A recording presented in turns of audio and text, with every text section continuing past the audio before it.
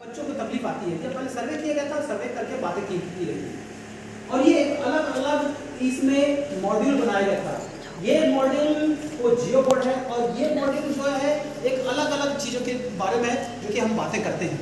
ये जो जियो बोर्ड है ये क्लास प्राइमरी इनिशियल क्लासेस से लेकर के हम 11th तक हम इसमें बहुत सारे प्रॉब्लम्स को हम डील करते हैं। आइए एक छोटे छोटे इनिशियल स्टेजेस से हम अपनी बातों को स्टार्ट करते हैं और आगे बढ़ते हैं। सभी को याद होगा इंडियन एजुकेशन कमीशन ने 1964 या 67 का था, उन्होंने क्या कहा था? उन्होंने कहा था कि जो चीज़ हम सुनते हैं हम भूल ही जाएंगे, जो चीज़ हम देखते हैं शायद याद रहे, और लेकिन जो चीज़ हम करते हैं वो हम भूल नहीं सकते हैं। ये 1964-66 का इंडियन एजुकेशन कमीशन का रिपोर्ट है। इसी से प्रेरित होकर हमने आगे बढ़ा और एक सर्वे किया। ये सर्वे में यह पाया गया कि गणित को आजकल लोग बोझिल के रूप में लेते हैं और ये बोझिल विषय माना गया है। शिक्षक एक लेक्चर मेथड के द्वारा अपना काम पूरा कर लेता है और बच्चे भी परीक्षा के दृष्टिकोण से रट लेते हैं और रटने के बाद अपना काम खत्म कर देते हैं। लेकिन इस चक्कर में गणित छात्रों को अपना विषय नहीं बन सका, वो केवल एग्ज़ाम का पर्पज़ से काम करते हैं। तो गणित छात्रों का अपना विषय बने और गणित को लोग एंजॉय करें। इस एंजॉयमेंट के लिए हमने गणित को मैथमेटिकल बोर्ड जियो बोर्ड को हमने एक परिभाषा दी है ताकि बच्चे खेल खेल में गणित को देखें, चाहे वो अर्थमेटिक प्रोग्रेशन हो, चाहे ज्योमेट्री की भाग हो, चाहे किसी अन्य का भाग हो। ये जो बोर्ड है इसे हम अलजेब्रा, अर्थमेटिक, ज्योमेट्री, मेंसुरेशन, बहुत सारे विंग को हम देख सकते हैं। कक्षा 5वीं, कक्षा 6वीं, कक्षा 7वीं, कक्षा 8वीं, कक्षा 9वीं, कक्षा 10वीं और कक्षा 11वीं को हम डील कर सकते हैं। अब हम सबसे पहले इनिशियल क्लासेस में जाते हैं, सबसे छोटे क्लासेस में जाते हैं। कक्षा 5वीं में जो है वो सब बताया जाता है कि फिगर्स के बारे में बताया जाता है, शेप्स के बारे में बताया जाता है। अब हम बच्चे को बोलेंगे कि ये जियो बोर्ड केवल रबड़ और कील के द्वारा ऑपरेट होता है और शेप्स के बारे में बताया जाता है। अब बच्चों को बोले कि लीजिए कैसा भी शेप बनाए, कोई ना कोई शेप तो बनेगा ही बनेगा। बच्चे कोई ना कोई आप शेप बनाएंगे, किसी भी रूप में कोई भी शेप बना सकते हैं, कुछ भी शेप बना सकते हैं। अब ये शेप जब बन गया, जब बच्चे शेप को बनाने के लिए एकदम कंफर्टेबल हो गए, तब अब आप उस शेप का नोमेनक्लेचर तैयार करें।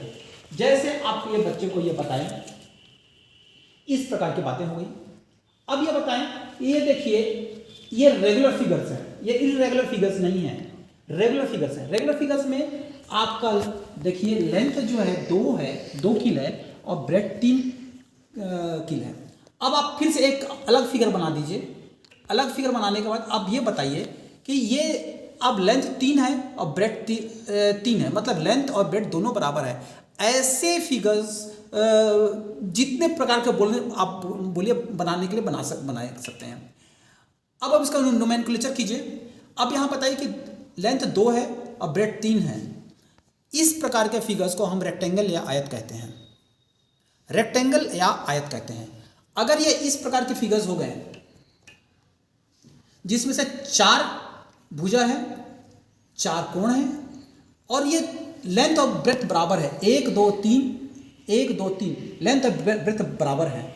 अगर ऐसे फिगर्स हो गए तो इसको हम स्क्वायर कहेंगे या वर्ग कहेंगे। अब हम एक और आगे आते हैं। इस प्रकार का अगर फिगर बन गया तो हम इसे ट्रायंगल कहेंगे, त्रिभुज कहेंगे। विभिन्न प्रकार के आप बोले त्रिभुज को बनाने के लिए।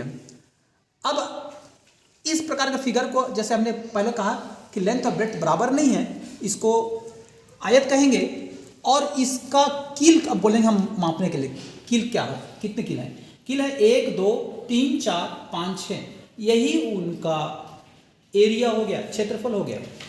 अब ये क्षेत्रफल 6 कैसे आया? ये 2 गुणित 3, 1 2 3, 2 गुणित 3, 3 2 3 6, मतलब ये 2 क्या है, लेंथ इंटू ब्रेथ। तो रेक्टेंगल का या आयत का क्षेत्रफल होता है लंबाई गुणित चौड़ाई। विभिन्न प्रकार के आप रेक्टेंगल बनाइए, आयत बनाइए और उनसे बच्चों को बोलिए कि इसका क्षेत्रफल क्या है, वो बच्चे इजीली रूप से निकाल सकते हैं। अब इस प्रकार के फिगर्स आ गए, ये हो गया स्क्वायर या वर्ग। अब इसमें कितने किले हैं, 1 2 3 4 5 6 7 8 9, 9 क्या हो गया, इसका क्षेत्रफल हो गया। ये 9 कहां से आया, साइड, लंबाई और चौड़ाई दोनों बराबर है, तो साइड है 1 2 3, 3 का वर्ग, 3 गुणित 3 बराबर 9, या ऐसे बोल सकते हैं 1 2 3 गुणित 1 2 3 9, इसका क्षेत्रफल 9 हो गया। तो इस प्रकार के डिफरेंट रेगुलर फिगर्स के हम आवाज जिनको नहीं आ रही होगी उनके नेटवर्क का प्रॉब्लम होगा, यहाँ तो आवाज सही आ रही। आगे बढ़े सर। यस सर, आ रही आवाज, आ रही, आप कंटिन्यू करिए। हाँ, तब अब नेटवर्क थोड़ा सा देख लीजिए क्योंकि आवाज तो यहाँ सही आ रही है। तो बोलने वाले का वो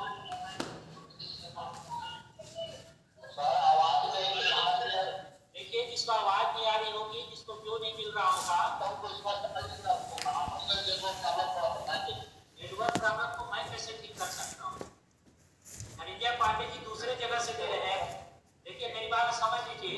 धनंजय पांडे जी मेरी संस्था से कार्यक्रम नहीं दे रहे, बाहर से दे रहे, मुझे इतना किया कि एकदम आवाज कंटिन्यू करिए जी, लोग सुन पा रहे हैं, ठीक है, क्योंकि ये तो अभी हम लोगों ने स्क्वायर और रेक्टेंगल का कॉन्सेप्ट देखा। अब अगले कॉन्सेप्ट में, चूंकि स्क्वायर में, वर्ग में आपको चारों भुजाएं बराबर होती हैं, तो हम स्क्वायर के लिए एक रबड़ का प्रयोग करेंगे, और रेक्टेंगल में चूंकि लंबाई या चौड़ाई बराबर नहीं होती है, तो हम अलग अलग रबड़ों का प्रयोग करेंगे। ये एक छोटा सा हमको बात को ध्यान रखना है। चलिए अब हम देखते हैं, मैंने लाल रबड़ लिया, लाल रबड़ में मैंने ग्रीन रबड़ को पहले इनिशियल रूप से जोड़ दिया, इसको पहले हटा देते हैं हम। लाल रबड़ में ग्रीन रबड़ को मैंने जोड़ दिया, लाल को मैं कहता हूं ए और ग्रीन को कहता हूं मैं बी। मैंने क्या किया है, ए में बी को मैंने जोड़ दिया है, ए में मैंने बी को जोड़ दिया। इसी तरह वर्टिकल में मैंने लाल को ए में ग्रीन जोड़ दिया, मतलब ए को बी से जोड़ दिया। अब ये चूंकि 1 2 3 4 ये वर्ग है, तो यहाँ भी a प्लस बी आ रहा है, यहाँ भी a प्लस बी आ रहा है, मतलब इस फिगर का पूरा क्षेत्रफल होगा a plus B whole square. अब देखिए, ये a है तो ये भी a है, ये भी a है, ये b है, ये b है, ये भी b है, ये a है, ये a है तो ये भी a है, ये b है, ये b है तो ये भी b है। अब हमको देखिए 4 बॉक्स मिलता है, ये एक ही बॉक्स है यानी ये वर्ग होगा, a का वर्ग। ये एक ही बॉक्स है यानी ये b का वर्ग है, चूंकि ये b है, b का वर्ग है। ये जो है ये रेक्टेंगल है, अलग अलग कलर के भुजाएं हैं, यानी ये इसका क्षेत्रफल होगा लंबाई गुणित चौड़ाई, मतलब ए बी। ये अलग अलग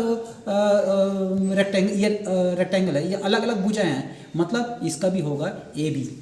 इस तरह हम देखते हैं कि हमको ये 4 बॉक्स मिली, ये 4 बॉक्स मिली।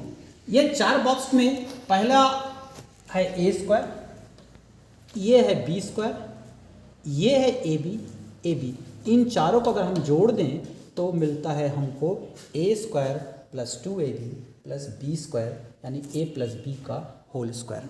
तो पहला concept A plus B whole square, इसको हम मेंशुरेशन के तरीके से या क्षेत्रफल के तरीके से हमने इसको आगे बढ़ाया और हम इसको एक प्रूफ किए।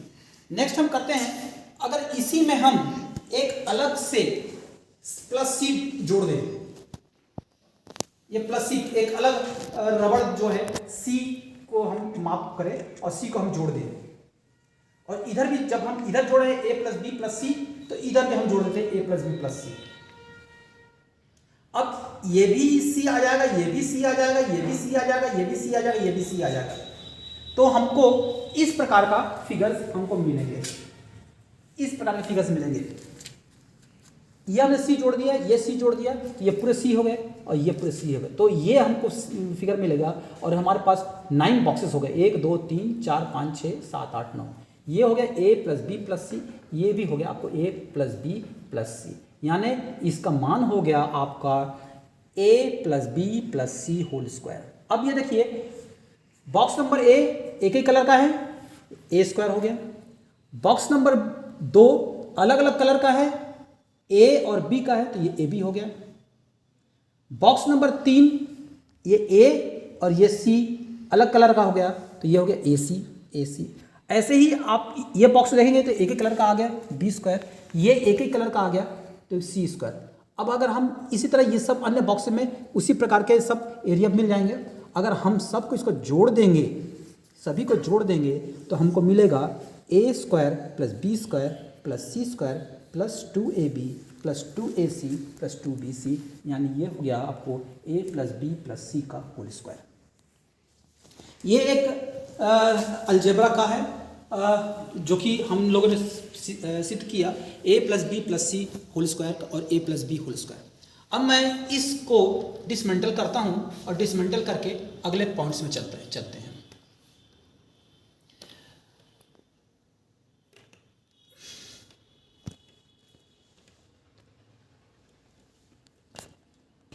एक मैं फिगर लेता हूं, मान लिया कोई से भी हम मैंने किए कर दिया 4,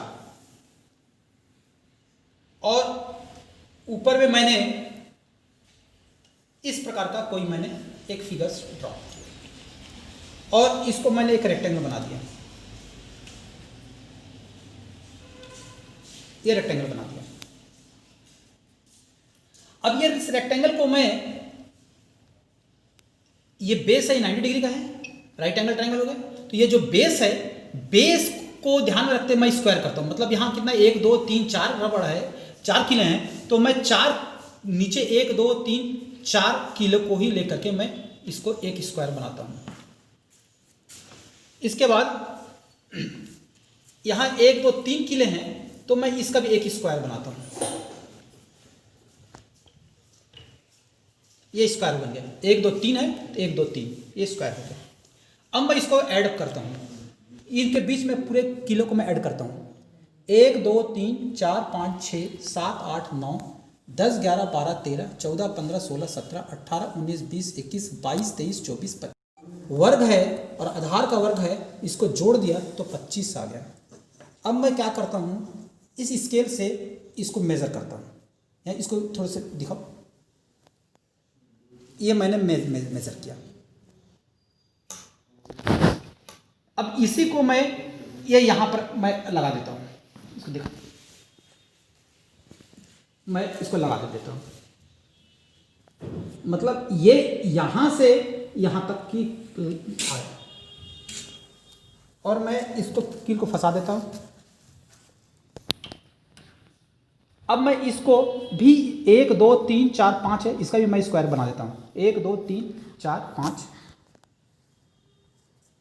ये मैंने स्क्वायर बना दिया। कितना है 1 2 3 4 5 6 7 8 9 10 11 12 13 14 15 16 17 18 19 20 21 22 23 24 25 25 है। मतलब इसके लंब का वर्ग और आधार का वर्ग 25 था, यही इसके कर्ण का वर्ग 25 आ गया। यही तो पाइथागोरस थ्योरम है, यही तो बोधमान प्रमेय है, जो कि बच्चों को खेल खेल में हमने इस कठिन चीज़ों को हमने इसको बताया। अगला हम चलते हैं अगली एक्टिविटीज पर।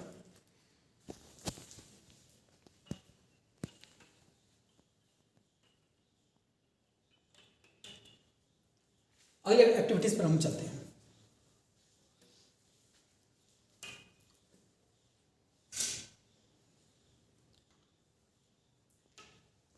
मैं एक ये ट्रायंगल बना रहा हूं, एक त्रिभुज बना रहा हूं, और त्रिभुज बना करके मैं एक भुजा के समानांतर कोई एक रेखा खींचता हूं।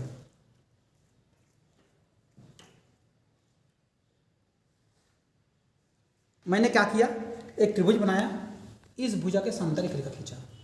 अब मैं करता हूं कि इस भुजा को अनुपात क्या होगा, जहां से काट रहा है अनुपात क्या होगा, 1 2 3 4 5 1 2 3 4 5, इधर देखें 1 2 3 4 5, 1 2 3 4 5, मतलब दोनों भुजा को समान अनुपात में काटा गया है।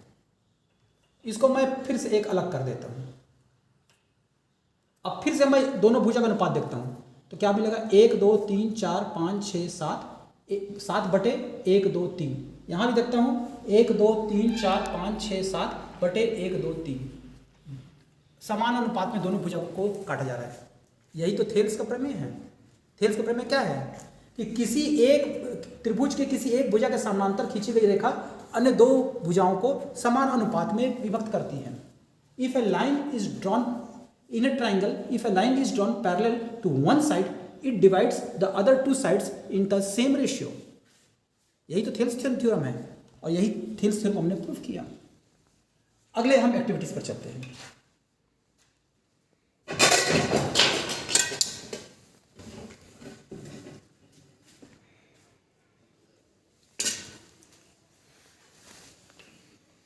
अगले एक्टिविटीज पे चलते हैं।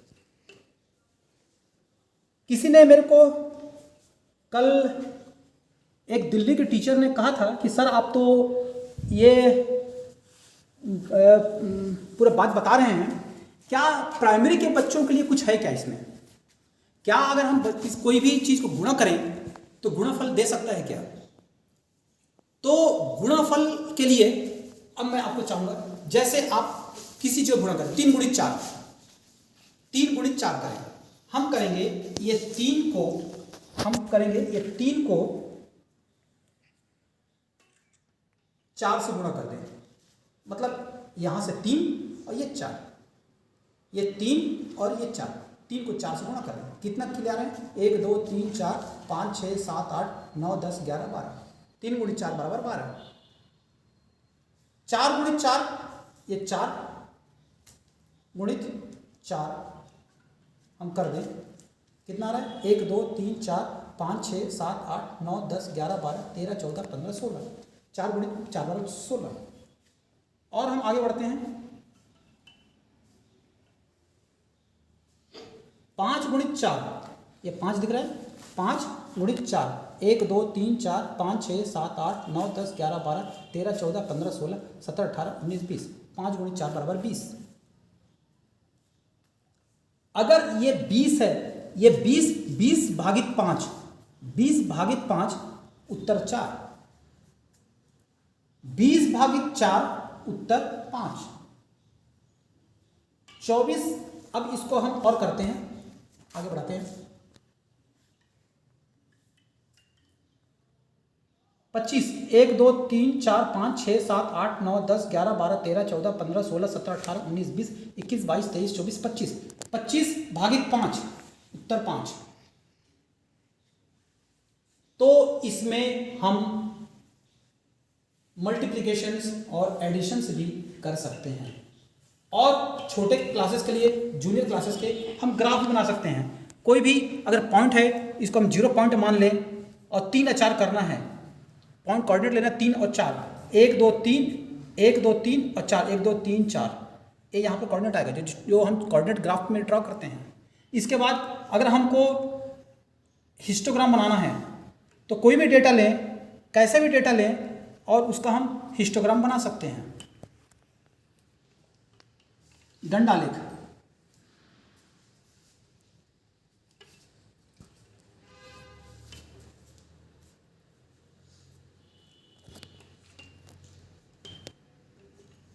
हम दंडालेख बना सकते हैं।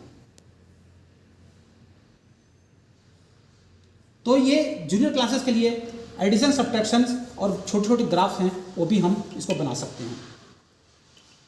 नेक्स्ट एक्टिविटीज, हम अगले एक्टिविटीज पर चल रहे हैं।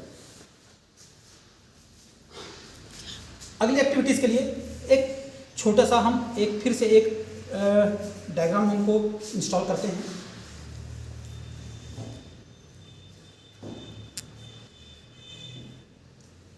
हमने इस प्रकार के फिगर्स को बनाया और इस प्रकार के फिगर्स को बना करके हम एक छोटा सा इसमें एक्टिविटीज करेंगे। ये दूसरे कील से हम इसको सब्ट्रैक्ट करते हैं, ये डिवाइड करते हैं।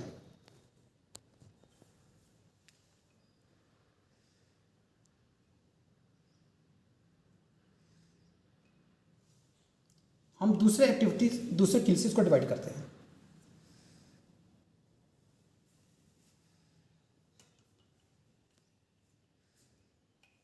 ये हमने डिवाइड कर दिया। चूंकि दूसरे से हमने डिवाइड किया है, ऊपर में कितने बॉक्सेस आ गए, 1 2 3, नीचे में 1 2 3। कोई भी हम एक पार्ट का बॉक्स लेंगे, अगर हम दूसरे डिवाइड किए तो हमको क्या मिलता है, कितने बॉक्सेस अपर आ गए हैं, 1 2 3। तो हम इसको लिख देंगे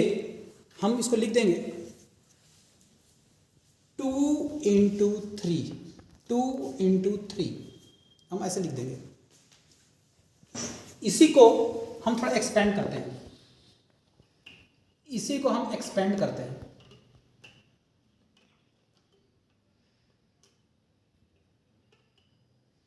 इसी को हम थोड़ा सा एक्सपेंड करते हैं।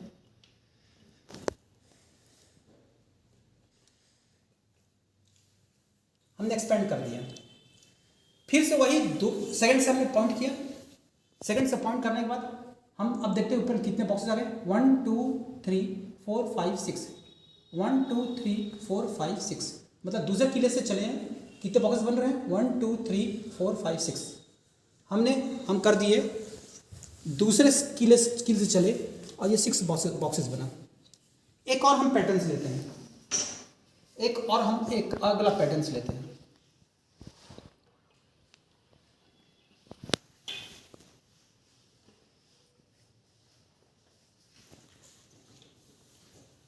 एक अलग पैटर्न्स लेते हैं। ये पैटर्न्स फिर से दूसरे कील से चला, अब कितने बॉक्स आ गए, 1 2 3 4 5 6 7 8 9 10, 10 बॉक्स हुए।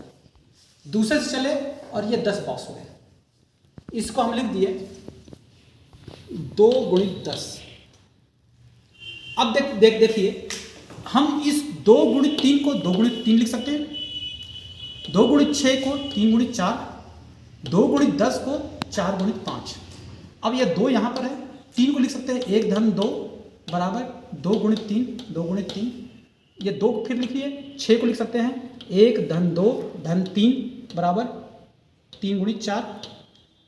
ये 2 गुणित 10 को लिख सकते हैं 1 धन 2 धन 3 धन 4 बराबर 4 गुणित 5। पैटर्न्स क्या देख रहे हैं, पैटर्न से है, ये 2 है तो ये 2 और उससे 1 ज़्यादा, ये 3 है तो ये 3 है, 3 से 1 ज़्यादा, ये 4 है तो ये 4 से 1 ज़्यादा, ये 2 यहाँ आ गया तो हम क्या देखेंगे, अगर ये n हो गया, ये 4 की जगह n हो गया तो ये क्या हो जाएगा n, और ये n से 1 ज़्यादा है यानी n+1, n+1। ये क्या मिल गया, 1 धन 2 धन 3 धन 4 n तक। यही तो अर्थमेटिक प्रोग्रेशन है, the sum of first n natural number, प्रथम n संख्याओं का योग, प्रथम n संख्याओं का योग, अर्थमेटिक प्रोग्रेशन। कक्षा 11वीं, कक्षा 10वीं। अब हम चलते हैं एक नेक्स्ट एक्टिविटीज पर।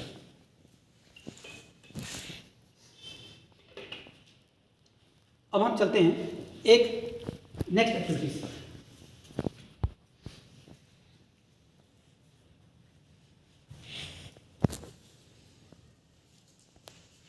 मैंने ये 1 2 3 4 एक स्क्वायर बनाया, 1 2 3 4 5 6 7 8 9 10 11 12 13 14 15 16, एक स्क्वायर बनाया। अब इस स्क्वायर को मैं रेड रंग के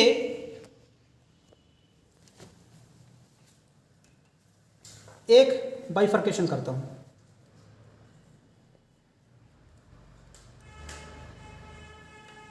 ये बाइफर्केशन हो गया। मेरे पास क्या मिल रहा है, ये 4 का स्क्वायर, 1 2 3 4 5 6 7 8 9 10 11 12 13 14 15 16, ये 4 का स्क्वायर मैंने यहाँ पर लिख दिया। 4 का स्क्वायर मैंने लिख दिया, 4 का स्क्वायर। अब देखेंगे जिसमें कील नहीं लगी हुई है, जिसमें रबड़, लाल रंग का रबड़ नहीं लगा है, वो कितने हैं, 1 2 3 4 5 6 7 8 9, यानी 1 2 3 गुणित 3, ये क्या हो गया, 3 का वर्ग। ये 9 में कील लाल रंग के रबड़ नहीं लगे हैं, मतलब 1 2 3 4 5 6 7 8 9, तो ये क्या हो गया, 3 का वर्ग। 3 का वर्ग मतलब 3 का वर्ग मतलब लंबाई भी 3 है, चौड़ाई भी 3 है, ये 3 का वर्ग। अब जिसमें रबड़ लगा है 1 2 3 4, ये हो गया रबड़ लगा है वो 4, और नीचे जो रबड़ कितने में लगा है 1 2 3, 1 2 3, 3 3 9, 3 12 4 16। अब हम इसको एक पैटर्न और थोड़ा सा हम आगे बढ़ते हैं।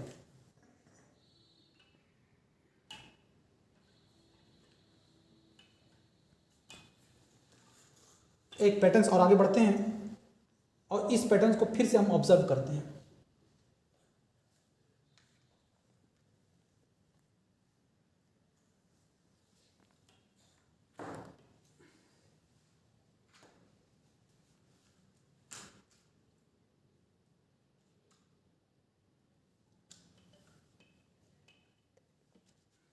अब इसमें क्या हम ऑब्जर्व कर रहे हैं, 1 2 3 4 5 6 7 8 9 10 11 12 13 14 15 16 17 18 19 20 21 22 23 24 25, ये 25 है, यानी 1 2 3 4 5 2 3 4 5, तो ये 5 का वर्ग है।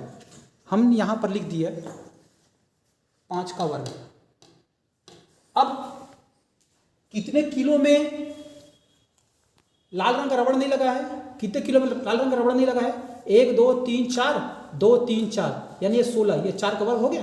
1 2 3 4 ये लेंथ है, 2 3 4 ब्रेड्थ है, तो 4 का वर्ग में रबड़ नहीं लगा है,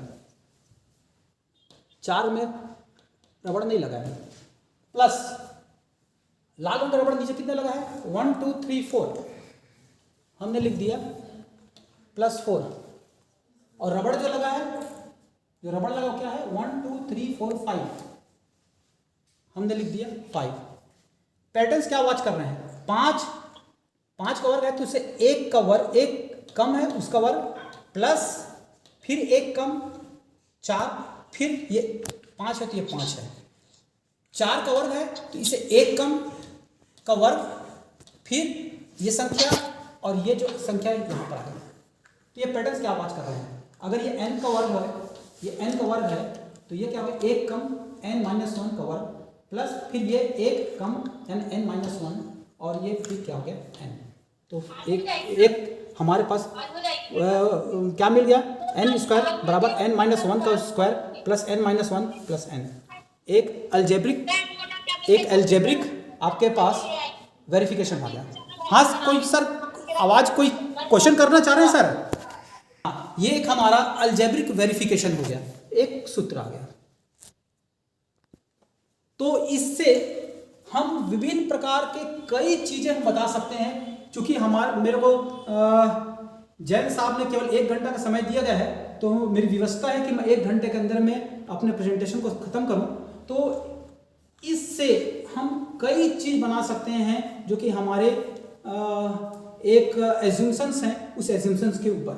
अब हम चलते हैं सेकंड पार्ट। सेकंड पार्ट में मैंने एक काम किया, छोटा सा काम किया।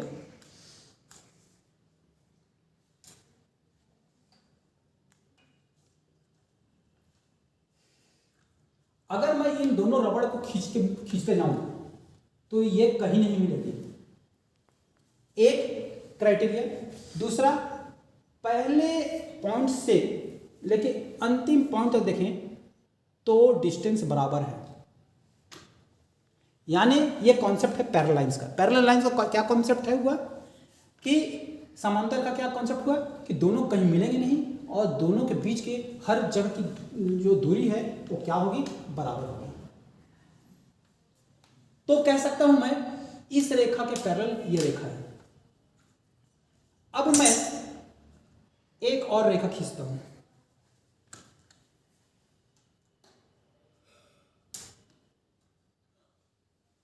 अब इस रेखा को भी मैं खींचूं इस रेखा की तुलना में तो ये भी कहीं नहीं मिलेगा, और इसका मैं डिस्टेंस देखूं,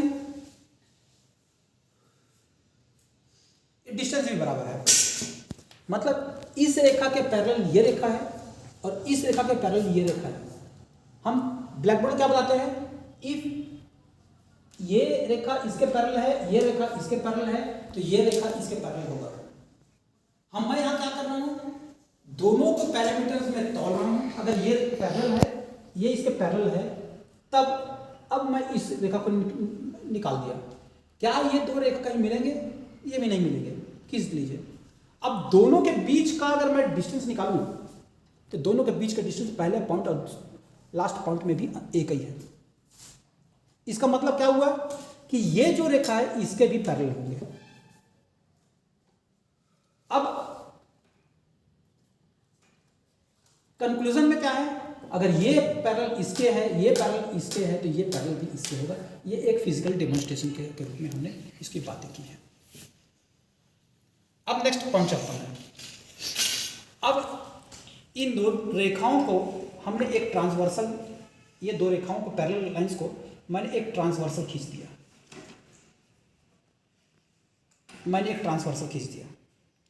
और ट्रांसवर्सल खींच करके मैं यहां पर दो चांदे को फिट कर दिया।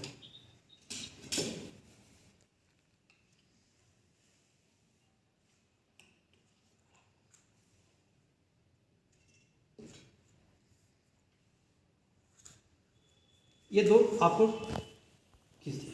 अब ये देखेंगे हमारे पास 8 कोण मिल गए। 1 2 3 4 5 6 7 8 कोण मिल गए।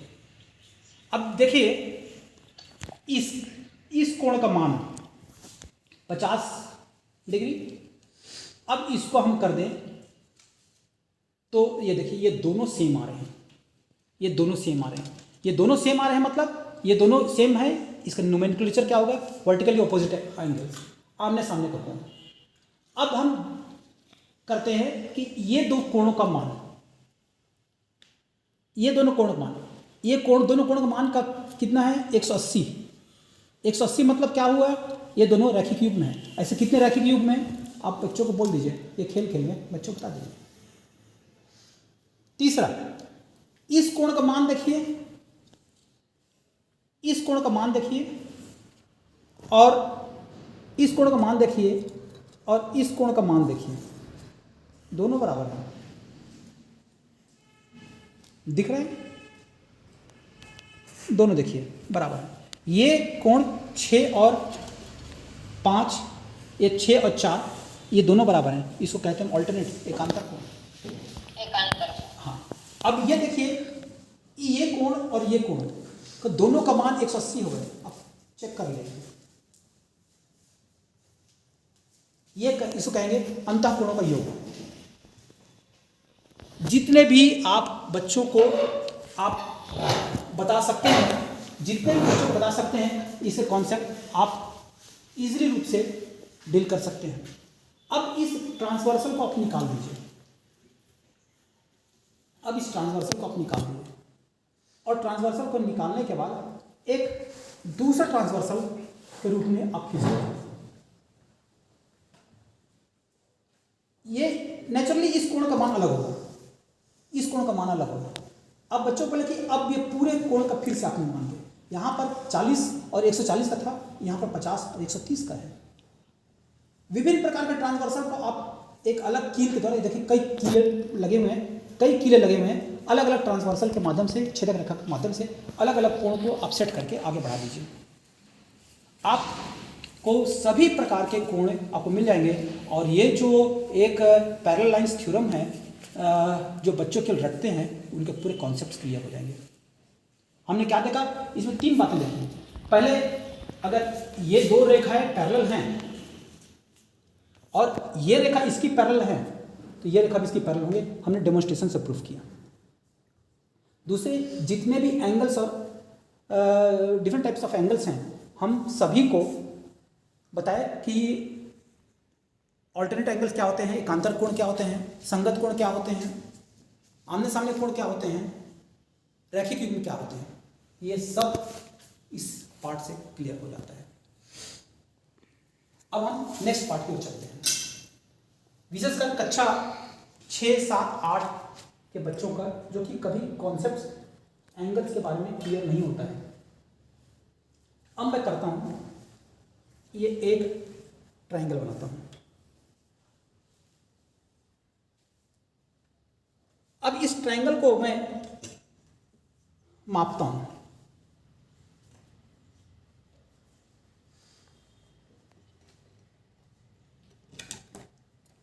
दो साइड बराबर हैं।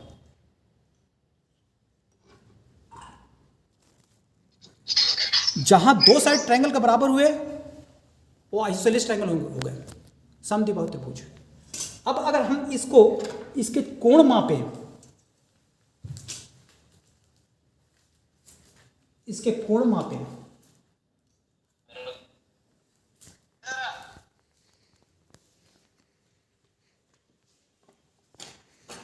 तो पहला कॉन्सेप्ट ये देखिए, कोण मापें। तो पहला कॉन्सेप्ट, इन तीनों कोणों का योग 180 अंश होता है। इन तीनों कोणों का योग 180 अंश होता है, पहला कॉन्सेप्ट।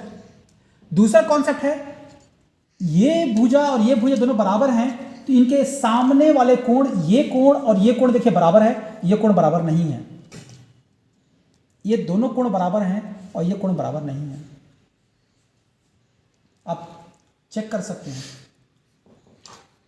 पहला हो गया आइसोसेलेस ट्रायंगल, यस, समद्विबाहु त्रिभुज। अब हम देखते हैं नेक्स्ट, ये हो गया समकोण, 90 डिग्री है, ये हो गया समकोण। अगर इसको त्रिभुज बना दें तो ये हो गया समकोण त्रिभुज। अब हम इसका माप करें, फिर से तीनों हम एंगल में हम चांदा रख दें, फिर से हम तीनों त्रिभुज में अगर हम चांदा रख दें और बोलें कि ये तो 90 अंश कोण है, इन दोनों कोणों को मापिए। क्या ये न्यून कोण है? 90 अंश से कम न्यून कोण है? हाँ, अनिल साहू सर हमारे पास आ गए हैं। सर जी, क्या ये दोनों न्यून कोण दिख रहे हैं? ये दोनों न्यून कोण दिख रहे हैं? यस सर, 90 से कम। 90 से कम है, यानी अगर एक त्रिभुज में एक समकोण है तो बाकी दो कोण न्यून कोण ही होंगे। एक अलग कॉन्सेप्ट। अब हम एक अलग कॉन्सेप्ट और निकालते हैं।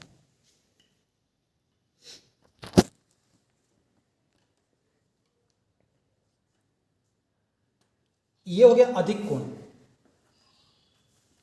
ये हो गया अधिक कोण, ठीक है सर। अब इस अधिक कोण अगर हम इसको त्रिभुज बना दें तो ये हो जाता है अधिक कोण त्रिभुज। फिर से वही चीज, अगर ये अधिक कोण त्रिभुज है तो बाकी दोनों जो कोण होंगे वो चेक कर लें, फिर से न्यून कोण होंगे। फिर से देखिए न्यून कोण होंगे। क्लियर? अब नेक्स्ट कॉन्सेप्ट में पहुंचते हैं।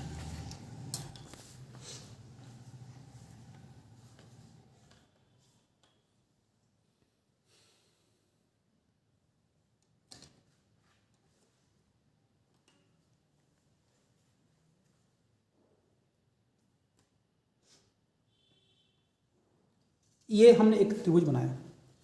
साहू सर, ये तीनों भुजा मापिए, सही बराबर है कि अलग अलग है? तीनों भुजा हमको मापिए।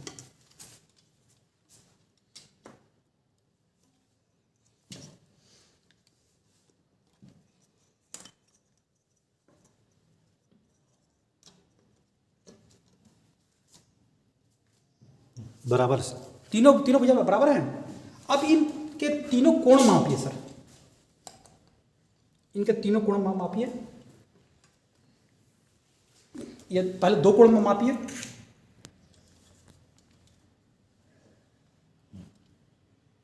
ठीक है। अब इसको हटा दीजिए। अब ये कोण में मापिए, ये तो है ही, हाँ।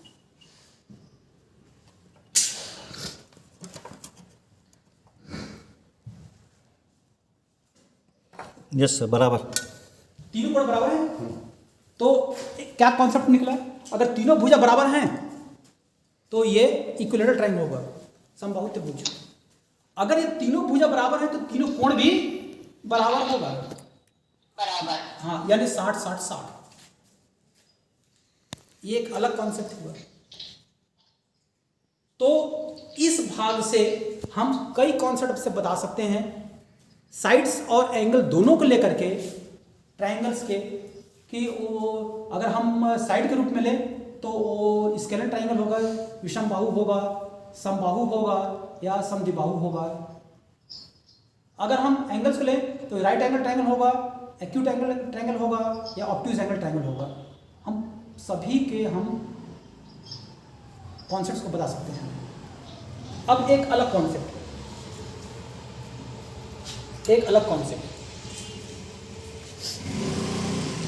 साहू सर आपकी फिर से एक आवश्यकता पड़ेगी। साहू सर फिर से आपकी आवश्यकता पड़ेगी।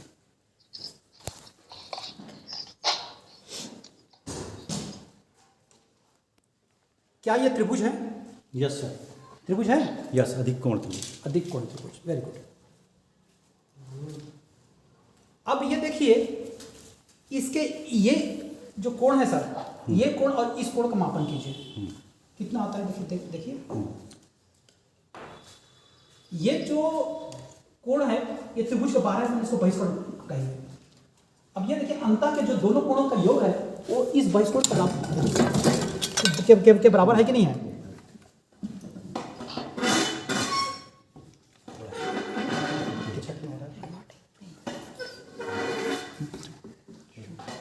हाँ, अब देखिए आप, अब ये छोड़िए, ये देखिए, ये जो बहिष्कोण है इन दोनों कोणों के योग के बराबर हो रहा है कि नहीं हो रहा है? पहले चेक कीजिए।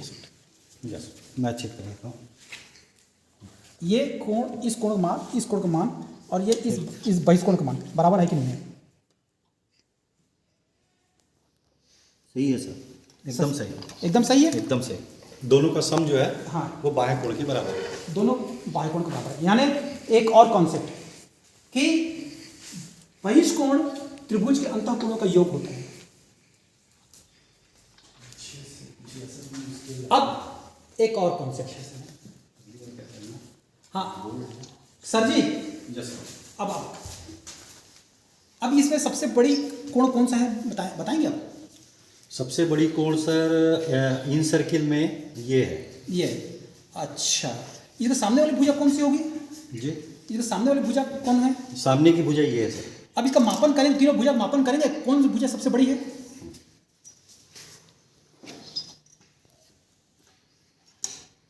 ये 10 है सर, और ये 6.5 है, और ये है 5। सबसे बड़ी भुजा कौन सी हो गई? 5। सबसे बड़ी भुजा 10 है। यानी सबसे बड़े कोण के सामने वाली भुजा बड़ी है। एकदम सही। बड़े कोण की भुजा, बड़े कोण के सामने वाली भुजा सबसे बड़ी है। एक और कॉन्सेप्ट, तो इस प्रकार से आप एंगल्स और ट्रायंगल्स के जितने भी आपको कॉन्सेप्ट्स हैं बच्चों को खेल खेल में ही बता सकते हैं। अब हम चलते हैं नेक्स्ट कॉन्सेप्ट। अब हम इसको यहाँ पर ड्रॉप करते हैं इस साइड से, कारण कि केवल 10 मिनट का टाइम और बचा हुआ है, तो इसी में हमको पूरा फुल करना है।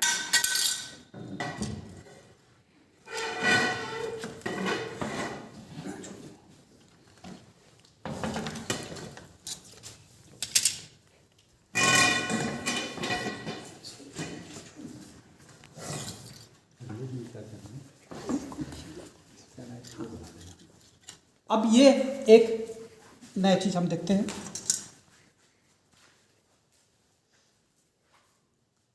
ये पीछे के साइड है, जो अभी हमने बात किया, इसका पीछे के साइड से।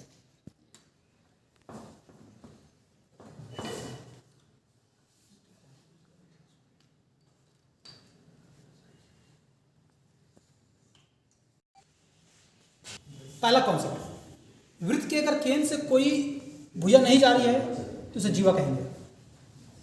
अगर वृत्त के केंद्र से अगर कोई भुजा जा रही है तो उसे डायमीटर कहेंगे, व्यास कहेंगे। वृत्त के अगर केंद्र से परिधि के कोई भी अगर बिंदु पर रेखा खींच रहे हैं तो उसे रेडियस कहेंगे, त्रिज्या कहेंगे। विभिन्न प्रकार की चीजें हम बता सकते हैं। अब नेक्स्ट कॉन्सेप्ट, अब मैंने किया है, यहां से एक रबड़ डाल दिया। अब रबड़ को डालने के बाद, हाँ, कोई बताएगा कि ये कितने अंश का कोण बन रहा है?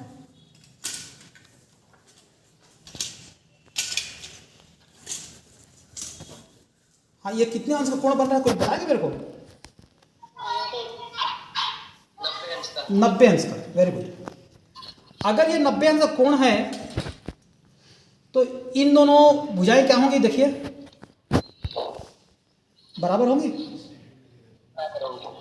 तो अगर केंद्र से और खींचा गया लंब, अगर लंब है तो दोनों भुजाओं को क्या करेंगी? बराबर भाग में बांटेंगी।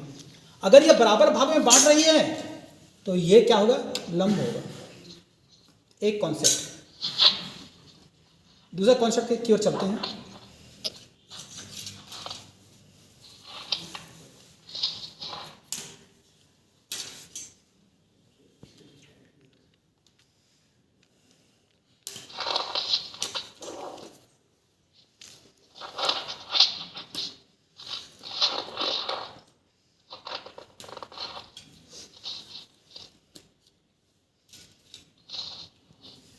हाँ साहु सर, फिर से आपका काम। देखिए, जो सेंटर के कोण हैं और जो परिधि के कोण हैं, उनमें क्या आप कंक्लूजन निकाल रहे हैं?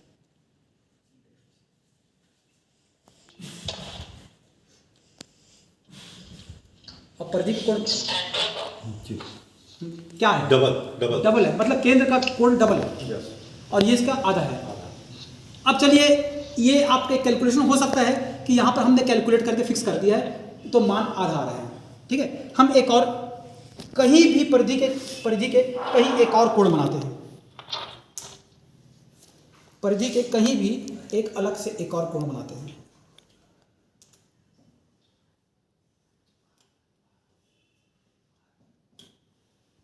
और फिर से इसको चेक करते हैं। सर अब देखेंगे ये दोनों कोण बराबर हैं कि एक ही है?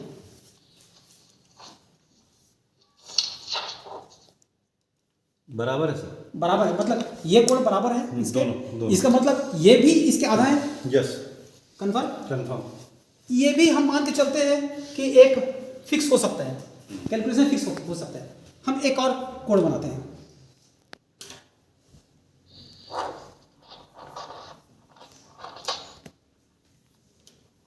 और इसको भी हम मापन करते हैं। हाँ साहू सर, फिर से आप फिर देंगे। अब इस कोण के बारे में बताइए।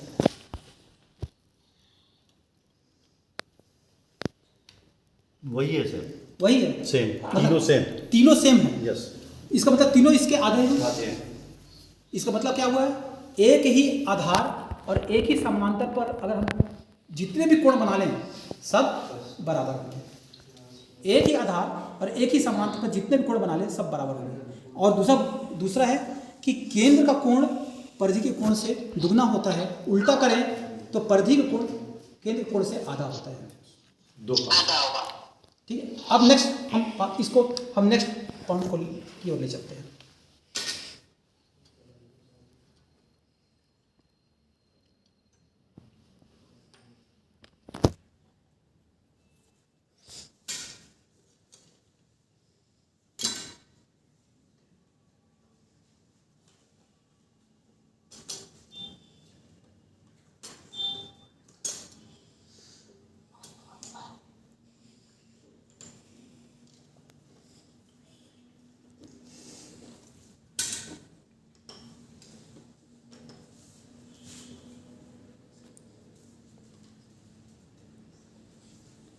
हाँ साहू सर, ये 90 का कोण है 90 की 180। हाँ, 180 यस। कोण है। हाँ, अब चलिए, अब मैं इस पर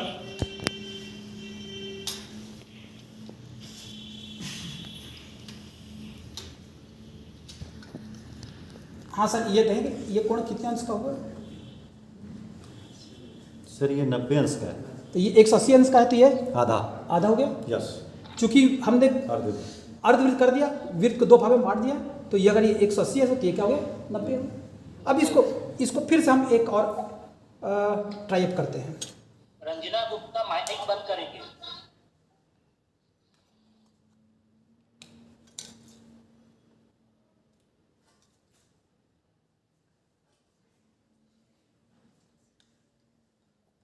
हाँ सर, अब इस कोण के बारे में बताइए।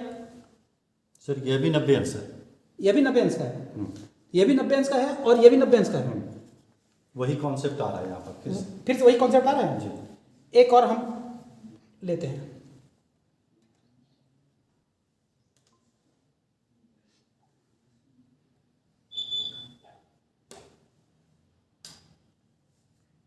अब ये कोण का मापिए सर। अभी 90 होगा सर। देखिए 90 है, देखिए सर 90 होगा।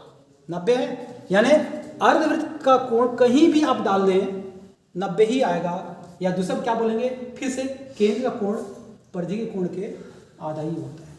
एक और कॉन्सेप्ट या दुगना होता है, केंद्र का कोण परिधि कोण से दुगना होता है। अब नेक्स्ट कॉन्सेप्ट है, अब समय मेरे पास केवल 2-3 मिनट है, तो मेरे को इशारा भी है, तो मैं आपको एक कॉन्सेप्ट और बता कर दूंगा, आपको इस प्रोग्राम को खत्म करने की हिदायत चाहूंगा।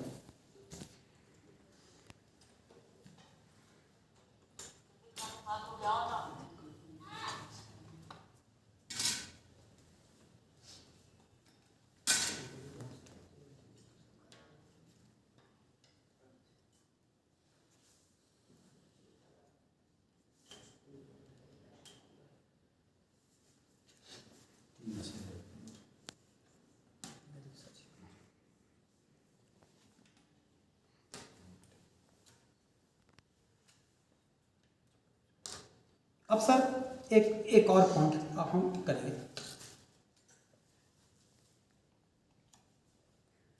सर ये देखेंगे चारों कोणों का योग कितना हो रहा है सर। साहू सर चारों कोणों का योग कितना हो रहा है देखेंगे।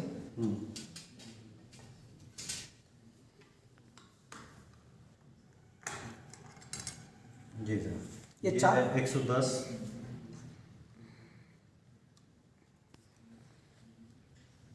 ये है 70,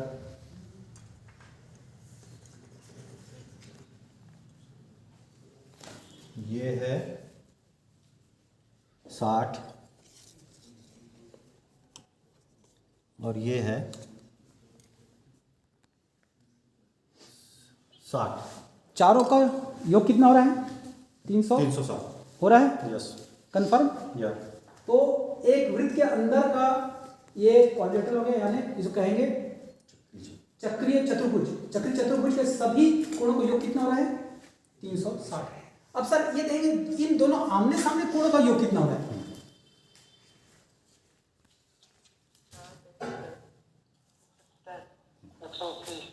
180 हो रहा है, यस सर। यानी आमने सामने ये भी 180 हो रहा है सर। देखेंगे देखिए यस सर, ये भी 180।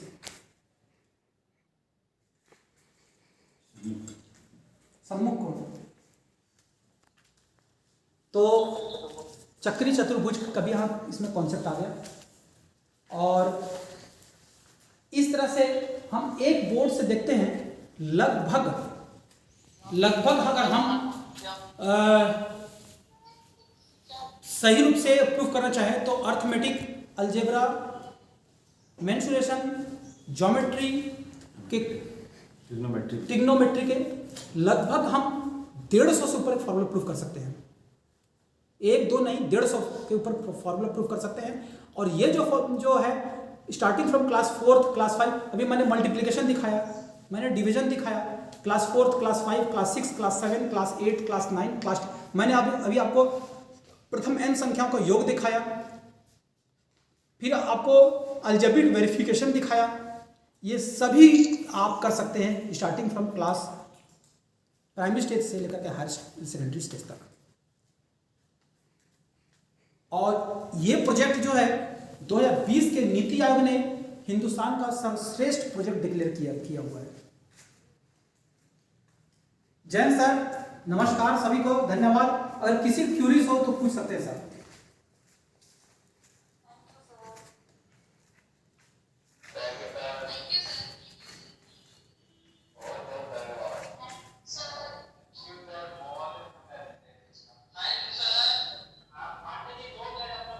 ग्रुप में प्रोजेक्ट्स करते रहते हैं, हमारे मेंटर्स भी आ गए हैं। एजाज भाई आ जाइए।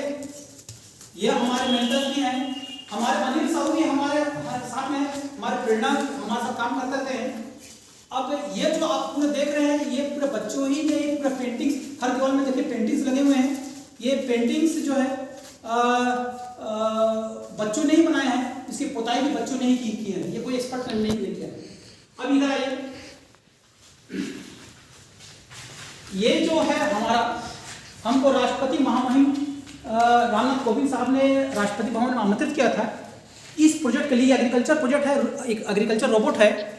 ये ऑल ओवर इंडिया में फर्स्ट पोजीशन आया था और इसको पेटेंट कर लिया गया, डेल कंपनी के द्वारा पेटेंट किया जा रहा है। और ये इस महीने के अंतिम सप्ताह तक ये हमको बाई प्रोडक्ट के रूप में हमको मिल जाएगा और मार्च तक ये पूरे हिंदुस्तान में लॉन्च हो रहा है। ये हमारा प्रोडक्ट है। दूसरा आप ये देखेंगे,